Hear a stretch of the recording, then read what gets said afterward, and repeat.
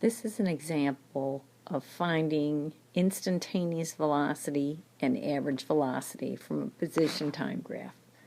I've drawn a graph, and you should find some graph paper to sketch this on too, so that you can refer back to it or print out a copy.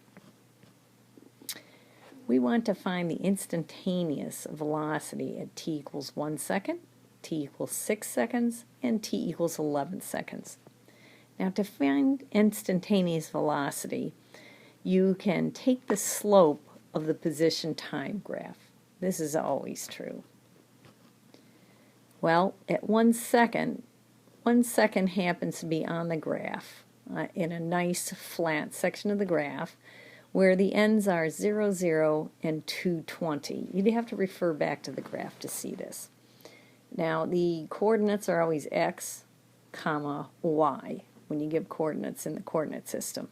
So the slope of this would be the change in y, which would be 20 minus 0 over the change in x, 2 minus 0.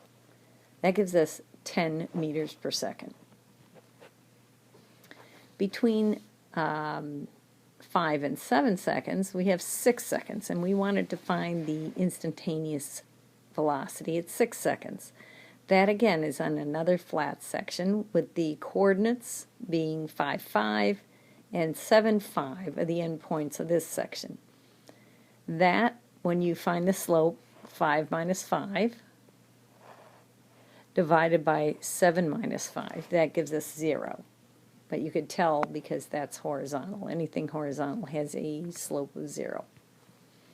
And then if we look at 11 seconds, we have endpoints of this segment of 10, 50, and 13, 5. Again, the slope of this would be the change in y, which would be 50 minus 5, divided by change in x, which is 10 minus 13. That gives us 45 over negative 3, and 45 divided by negative 3 gives us negative 15 meters per second. If we wanted to find average velocity between 2 points, again, what you're really talking about is taking a slope if you connected those 2 points. So between 0 and 4 seconds, I look at the coordinates. At 0 seconds, the position is 0. At 4 seconds, the position is 20.